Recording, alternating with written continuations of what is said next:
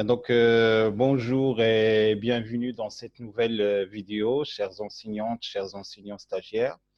Toujours, on va enchaîner dans le cadre de notre module évaluation des apprentissages mathématiques et je vais commencer d'abord par faire une petite récapitulation de l'essentiel de ce qu'on a déjà vu pour l'article que j'ai partagé avec vous, intitulé Réflexion didactique sur la pratique évaluative à l'université. Alors, l'objectif était de voir les phénomènes didactiques dont il dispose l'université, plus particulièrement l'enseignant à l'université, plus particulièrement également, c'est l'enseignant en herbe, c'est-à-dire l'enseignant qui a un maximum de 3 années d'expérience. Alors, pourquoi l'université? Parce que j'aimerais bien vous donner un aperçu global de ces phénomènes pédagogiques et plus ou moins didactiques, ce qui se passe à l'université, et puis passer dans un second lieu au cadre scolaire pour voir les petites ou bien les grandes différences entre les deux professions, sauf qu'on travaille toujours dans un cadre pédagogique. Alors, l'université, dire l'université, c'est dire également un amphi et de l'autre côté une classe, donc c'est pas la même chose. C'est pas la même chose de point de vue le public ciblé, ce sont d'une part les adolescents, les enfants, et de l'autre côté ce sont des adultes. Alors le message c'est pas la même chose, on peut même pas parler de pédagogie, mais d'andragogie également, c'est-à-dire la formation des grands, c'est pas la même chose. Et d'autre part, on a également un enseignant au supérieur qui n'a pas subi une formation pour enseigner. Et de l'autre côté, au cadre scolaire, on passe par une formation, dont bien évidemment dans les centres de formation, dans les métiers de l'éducation et de la formation. Donc attention, il y a un message pour les enseignants, ça veut dire qu'on fait de l'éducation. Oui, ce n'est pas seulement l'enseignement, mais c'est également l'éducation. Quand vous demandez à un élève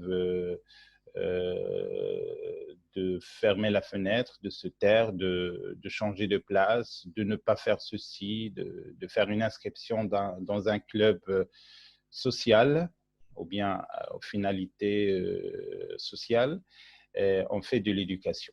Ce qu'on ne fait pas en général à l'université. C'est-à-dire, l'enseignant à l'université ne peut pas adresser un message plus ou moins éducatif, oui, en ce qui concerne les valeurs de la nation, les valeurs sociales aussi, mais pas d'une manière, disons, directe. Donc, l'enseignant à l'université, c'est d'abord un chercheur. Dans notre cadre, c'est un mathématicien-chercheur qui a fait des études de recherche en mathématiques.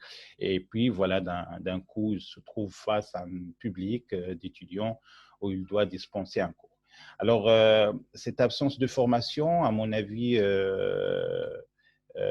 dérange le processus pédagogique. Donc, on va voir et on a ébauché un état des lieux pour voir que, effectivement, la nécessité d'avoir des fondements ou bien des connaissances, non pas en pédagogie, mais en didactique. C'est-à-dire, il faut bien suivre des lignes, il faut bien avoir des réflexions sur ce qu'on peut enseigner ou bien à transmettre ce forme de message, que ce soit en mathématiques ou bien en d'autres disciplines. Alors, en gros, on a un enseignant et donc à l'université, on peut parler que le système éducatif cible l'enseignement plutôt que l'apprentissage. Et pour nous, c'est ça le problème, c'est qu'on peut bien, on souligne bien l'intérêt de faire un effort pour aussi faire le processus de l'enseignement-apprentissage. Alors, qu'est-ce que c'est que cela? Quelle relation ceci avec l'opération de l'évaluation? Alors, c'est que dans le cadre scolaire, on peut parler de l'existence tout un ensemble d'instructions, bien d'injonctions administratives qui orientent ou bien qui montre comment on peut faire une évaluation.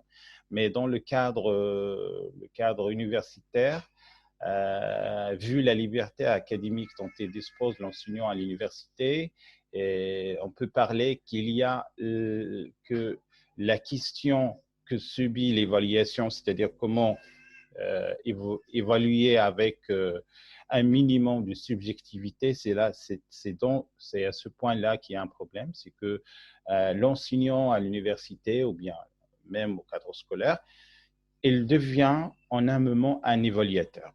Alors, notre message d'abord, c'est qu'il faut prévoir l'évaluation, il faut penser l'évaluation non pas qu'une phase qui se place en fin d'apprentissage, mais aussi au début, le long de l'apprentissage. Donc, on a ébauché un état des lieux, on a attribué un questionnaire à un ensemble des enseignants à l'université et on a souligné la dimension enseignement-apprentissage. On a parlé de respect des programmes, de déroulement logique de la leçon, l'adaptation, réaction imprévue des étudiants, la chronologie et méthodologie, et la gestion de temps, maîtrise de la matière dispensée, traitement d'erreurs, innovation de contenu, et bien d'autres lignes, d'autres traits qu'on a placés dans une dimension enseignement-apprentissage.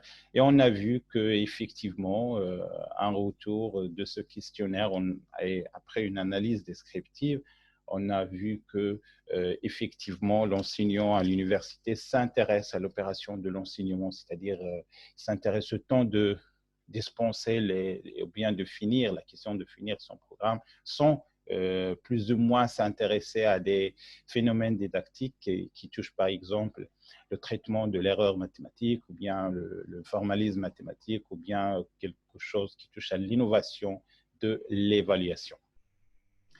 Et puis, dans un second temps, un second moment, on a parlé des convictions superflues de l'enseignant. Je rappelle les convictions superflues, ce qu'on a mentionné, ce qu'on a désigné par ces convictions superflues, c'est les certitudes dont il dispose l'enseignant en général. C'est-à-dire, il y a toujours cette subjectivité qui impose à ce que l'enseignant favorise ceci, favorise cela, sans qu'il existe vraiment de base scientifique pour ses choix ou bien ses décisions, en disant par exemple, moi je ne donne pas les questions de cours à l'examen, ou bien moi je ne donne pas 20 sur 20 à l'examen. Donc, pour une troisième partie, on a parlé des QCM comme un outil d'évaluation et on a pu remarquer ces dernières années à l'université, surtout à la première année universitaire, le recours de l'université à ce type d'évaluation.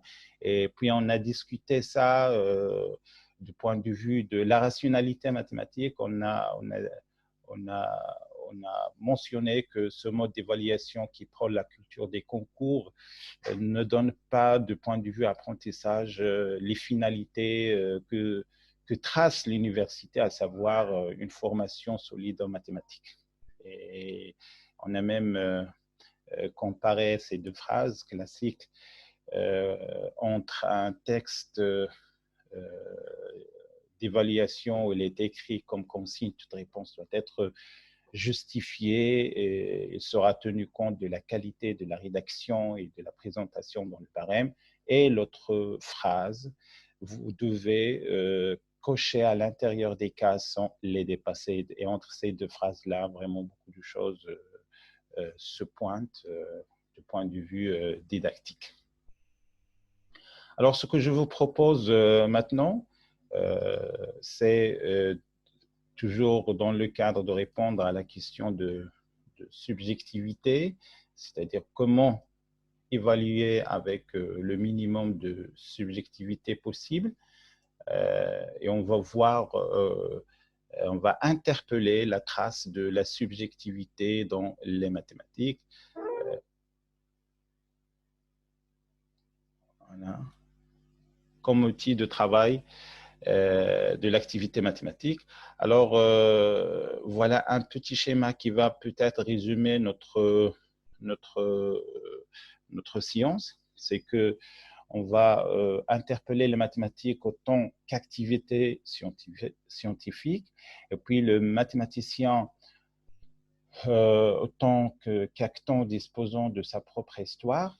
Et enfin, les objets ou bien les outils nécessaires pour l'activité mathématique. Et donc, on va voir la trace tout simplement de la subjectivité selon ces trois pôles. Et ça va peut-être, cette discussion, ça va peut-être surprendre certains d'entre vous, c'est-à-dire, oui, les mathématiques, c'est une science rigide, axiomatique, neutre, logique et tout ça. Et la probabilité d'avoir de la subjectivité est bien faible, mais non, pas du tout. On va voir, c'est la thèse que je vais présenter, argumenter tout de suite. Et donc, je vais, dans un premier temps, vous parler des mathématiques et la dialectique, ce que j'ai appelé la dialectique subjective-objective. Donc, c'est quelque chose qui se situe entre la subjectivité et l'objectivité. Alors, dire caractère, c'est aussi une démarche de la pensée, reconnaissant le caractère inséparable de deux propositions contradictoires, c'est-à-dire thèse et antithèse. Alors, pour ce qui me concerne, c'est donc la mathématique, on peut dire aussi la mathématique, c'est encore correct, la mathématique ou bien les mathématiques. On peut dire également la mathématique au lieu des mathématiques au pluriel. Et donc, c'est un acte fort intérieur de caractéristiques fort intérieures. Pourquoi ça? Parce que vous savez, en tant que mathématicien, quand vous cherchez à résoudre un problème, vous parlez avec vos intérieurs et vous imaginez des processus de résolution. Parfois, vous faites des schémas un peu particuliers, un discours interne. Donc, c'est un caractère fort intérieur et finalement, vous pouvez trouver un résultat d'une manière qui est différente de la manière dont un autre a procédé pour trouver le résultat. Et vous passez dans une deuxième phase de faire expliciter vos démarches du point de vue logique et enfin faire une rédaction qui est objective. Mais au début, vous avez commencé par un processus, disons, très intérieur. Donc, c'est un acte qui généralement peut utiliser dans son activité des objets fictifs. Alors, des objets fictifs veut dire tout simplement des choses qui ne sont pas réelles, ou disons qui ne font pas partie de la réalité. J'explique, le mathématicien essaye de dégager des concepts abstraits de ces objets à partir d'une réalité relative vécue ou observée par le sujet actant. Pour expliquer cette phrase, quand vous dites par exemple 3 ou bien 4, vous avez sûrement une image à l'esprit, une image de trois pommes, 3 stylos ou bien trois murs, 3 pierres également. Donc, quelque chose que vous avez de concret, de matériel auquel vous associez votre concept abstrait. Par exemple, on pourrait imaginer un sur 3 dans son écriture numérique.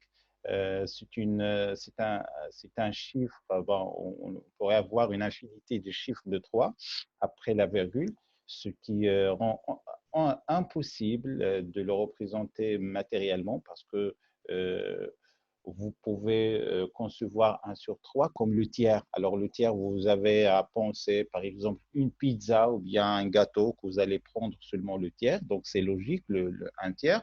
Mais quand vous passez à l'écriture numérique de 1 sur 3, et vous allez écrire c'est 0,333 à l'infini. Donc, c'est quelque chose qui est même irreprésentable au niveau matériel. Donc, vous gardez une image intellectuelle de sa représentation, hein, une sorte d'image non absolue de la réalité conçue par le mathématicien, mais à un sens très objectif, à un sens très subjectif.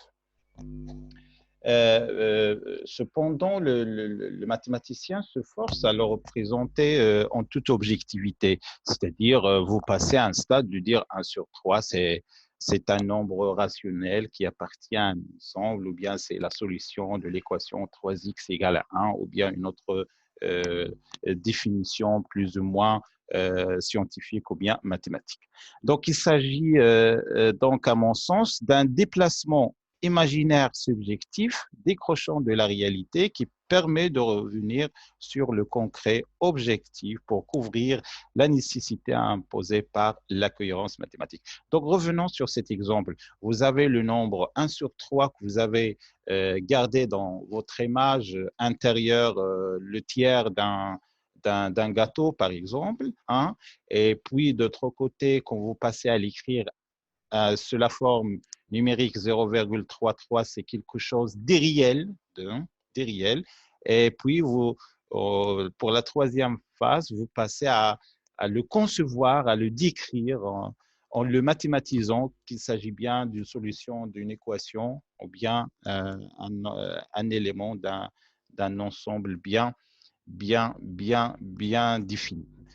Donc, à titre d'exemple, je vais peut-être proposer un autre exemple. Dans le registre géométrique, on peut parler d'une fiction, mais on peut parler de plus d'une fiction, mais d'une idéalité. Alors, une fiction, ça veut dire quelque chose d'imaginaire, mais une idéalité, ça c'est autre chose. Par exemple, je donne l'exemple d'un droite. Un droite, c'est un idylle, car on peut poser la question sur son épaisseur, par exemple, sa rectitude, son infinitude. Quand vous tracez une droite sur un papier, mais en fin de compte, vous avez tracé seulement un segment parce que c'est quelque chose de fini. Les dimensions de la feuille A4, c'est quelque chose de fini, mais vous désignez quand même par l'objet que vous avez dessiné une droite. Donc, vous gardez quand même cette idéalité de cet objet mathématique. Autre chose, quand vous tracez une droite, vous ne vous posez pas souvent la question sur son épaisseur parce que ce n'est pas important. Mais on peut bien se poser la question, est-ce que c'est droite, on doit garder un minimum ou bien une épaisseur assez précise. Mais dans vos intérieurs, les choses vont bien, c'est une idéalité, donc une droite, c'est un ensemble de points infinis ou bien une ligne qui peut se tracer à l'infini, mais quand même on garde seulement cette portion ou bien cette allure pour désigner qu'il s'agit bien d'une droite. Les formes géométriques à 3 dimensions et leur tracé, c'est aussi un autre exemple. On trace des objets géométriques physiques, c'est-à-dire à 3 dimensions, mais sur un papier à 2 dimensions, ce qui est un peu, en quelque sorte, contradictoire. Donc, en conclusion, pour cette dialectique subjective-objective, la touche humaine des mathématiques qui est sans doute présente, même s'il est caché, car les publications de ces textes précis et rigoureux ne montrent que la face cachée des résultats mathématiques, mais les savoirs présentés sont dépersonnalisés selon cette désubjectivation des mathématiques est certainement l'une des causes de la production de cette discipline d'apparence universelle. Donc, on a parlé dans cette première partie de la discipline des mathématiques et la touche de la subjectivité pour cette discipline. Dans cette partie, on va voir la subjectivation des objets mathématiques ou même des outils mathématiques. Alors, pour exprimer les idées mathématiques, on a besoin, en toute évidence, dans le langage et des symboles, c'est-à-dire les moyens de représentation. Or, ce langage n'est pas forcément un langage savant. Et les signes mathématiques, d'après le cheminement historique, ne disposent pas d'objectivité, donc on ne peut pas se demander à ce propos pourquoi le nombre, on va donner l'exemple, pourquoi le nombre de l'air, il est noté E. C'est par hasard, Monsieur Euler a notre nom qui commence par un S, on va le noter, ce nombre, par S. Un autre exemple classique euh, que je vais citer à partir d'un article que j'ai déjà publié en 2015 sur les nombres complexes. Alors, dire par exemple les nombres complexes sont complexes, est-ce que ceci veut-il dire que les autres nombres qu'a rencontré l'élève dans son parcours de scolarité ne sont pas complexes ou bien ils sont simples? Et dans quel sens peut-on concevoir cette simplicité? Dire également que ces nombres sont imaginaires, sont-ils vraiment plus imaginaires que le nombre réel? Sinon, comment peut-on croire à la matérialité de l'infinité des chiffres après la virgule de l'écriture, par exemple, de racine carrée de 2? Alors, la majorité, c'est là le problème, la majorité des élèves dégagent un concept abstrait de ces nombres. Cet aspect semble lié plutôt à la nature des adjectifs au lieu que les élèves perçoivent ces outils comme de simples qualificatifs, ces noms comme de simples qualificatifs donnés à ces objets mathématiques. Ainsi, les chercheurs en mathématiques ont parfois utilisé le langage courant et ces pratiques langagières ont donné lieu au glissement, mais le lecteur mathématicien peut prendre certains objets mathématiques pour leur signification familière ou naturelle, ce qui est loin d'être bien apprécié, ou bien que l'enseignant devrait vraiment faire attention afin de mener les élèves de comprendre les objets ou bien les outils mathématiques seulement en se reportant à ces qualificatifs. Alors pour cette partie, maintenant on va voir la pratique enseignante. Donc jusqu'à maintenant on a parlé des mathématiques et la subjectivité. On a également parlé de la subjectivité des outils mathématiques et des objets mathématiques également. Donc, on peut bien toujours imaginer la dialectique outil-objet. Outil-objet. Et pour ce paragraphe, on va voir la pratique enseignante et la subjectivité. Je vais enchaîner sur une base théorique que je vous ai parlé lors du module de la didactique. Il s'agit de la didactique clinique. C'est toujours en gros cette question de décision. Et dire décision, dire un choix, ça veut dire qu'il y a quelque chose de subjectif. Donc, je vais encore utiliser encore une fois comme base théorique euh, les outils de la psychanalytique issus de la didactique clinique pour essayer de comprendre pourquoi cette subjectivité persiste, pourquoi elle est là. Et d'autre part, c'est de rendre l'enseignant réflexif, attention, qu'il fait attention à ses choix et à ses décisions de subjectivité. Alors, parlons de la didactique clinique qui définit, ça c'est un rappel, 3 outils pour étudier le sujet enseignant. Ces outils sont fondés théoriquement sur la didactique d'une part et la psychanalytique d'autre part. Et je vais rappeler les 3 outils que je vous ai évoqués dans le module de la didactique avec d'autres exemples. Alors, si vous vous souvenez, il y a l'impossible à supporter. On donne ici l'exemple d'un professeur qui évite de proposer un sujet d'examen autour des paragraphes qu'il a enseignés au cours des 2 dernières semaines de la date prescrite de l'examen d'analyse. Un dialogue avec cet enseignant nous a montré que ce dernier avait passé une session de rattrapage lorsqu'il a été étudiant à cause d'une situation pareille. Donc, cette expérience lui a lissé des valeurs négatives et par la suite, il ne supporte pas devoir vivre ses élèves dans de telles circonstances.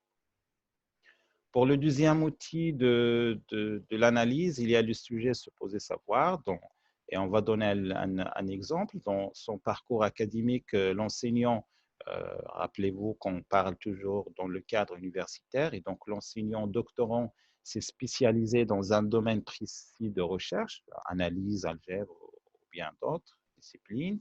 Par suite, dans le cadre professionnel, il se trouve dispensé un cours qui n'est pas le maître. Cependant, il se force à défendre l'image de l'enseignant face aux étudiants sans vraiment s'occuper des savoirs réellement transmis.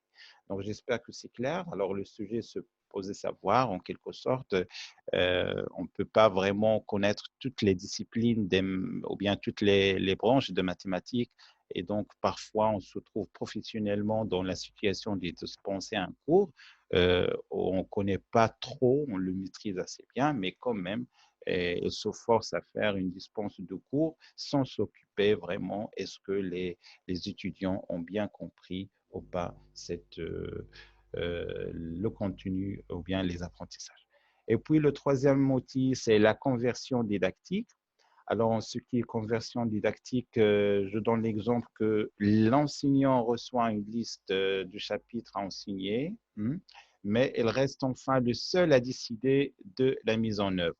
Ainsi, ce savoir transmis ne le dispense pas de son propre rapport à ce savoir. Par la suite, on voit que l'enseignant favorise quelques stratégies au travail de l'activité mathématique sur d'autres. Alors, pour cette conversion didactique, vu que l'enseignant à l'université n'a pas suivi une formation et que ses bases en didactique ne sont pas vraiment ne sont pas prises en considération.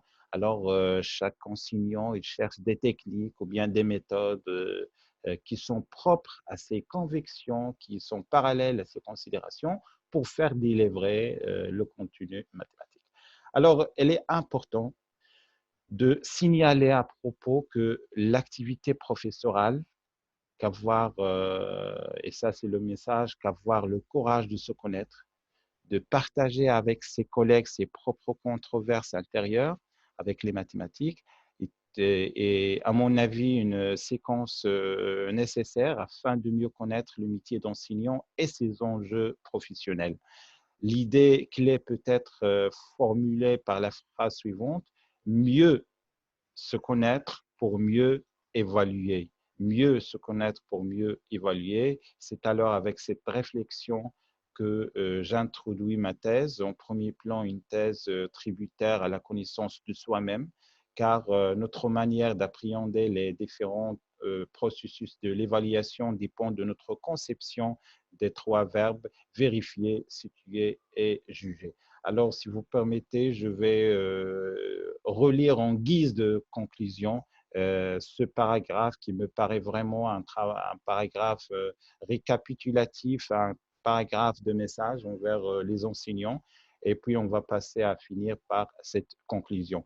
Alors, je répète, il est important de signaler à propos de l'activité professorale qu'avoir le courage de se connaître, de partager avec ses collègues ses propres controverses intérieures avec les mathématiques est, à mon avis, une séquence nécessaire afin de mieux connaître le métier d'enseignant et ses enjeux professionnels. L'idée clé peut être formulée par la phrase suivante: mieux se connaître pour mieux évaluer. C'est alors avec cette réflexion que j'introduis ma thèse. En premier plan, une thèse tributaire à la connaissance de soi-même, car notre manière d'appréhender les différents processus de l'évaluation dépend de notre conception des trois verbes: vérifier, c'est-à-dire est-ce qu'on devrait vérifier le contenu mathématique, et bien se situer, prendre une distance par rapport à nos considérations, et enfin juger. Alors, pour la conclusion de cet article intitulé Réflexion didactique sur la pratique évaluative à l'université, je cite: l'une des finalités assignées à l'enseignement universitaire est de développer chez les étudiants des compétences de haut niveau en mathématiques. Notre pari est d'inviter l'évaluateur, c'est-à-dire l'enseignant, à réfléchir à ce que la didactique pourrait contribuer à l'amélioration de ses choix et de ses décisions au sujet du processus de l'évaluation des connaissances mathématiques. Par conséquent, afin de mieux comprendre le métier d'évaluateur pédagogique, l'enseignant doit avoir le courage de se connaître, de partager avec ses collègues ses propres controverses antérieures avec les mathématiques. Nous soulignons vigoureusement l'aspect du métier de l'enseignant dans sa dimension de métier à soi, hein, pour que l'enseignant s'engage dans une pratique professionnelle réflexive qui lui permettrait d'interroger ses habitudes de planification, de gestion et d'évaluation des connaissances. Voilà donc en gros l'objectif de cette deuxième séance de l'évaluation, c'est que il y a une question récurrente qui persiste en ce qui concerne l'évaluation, c'est cette question de subjectivité. C'est comment évaluer avec un minimum de subjectivité. Et ça d'une part. D'autre part, on a fait une petite analyse pour dire que c'est tout à fait naturel qu'il existe cette subjectivité, qu'on l'a déjà décertée, soit dans le cadre des mathématiques en tant que science, discipline d'apparence objective, soit dans les objets mathématiques qui ne dispensent pas de subjectivité, et enfin dans l'enseignant lui-même.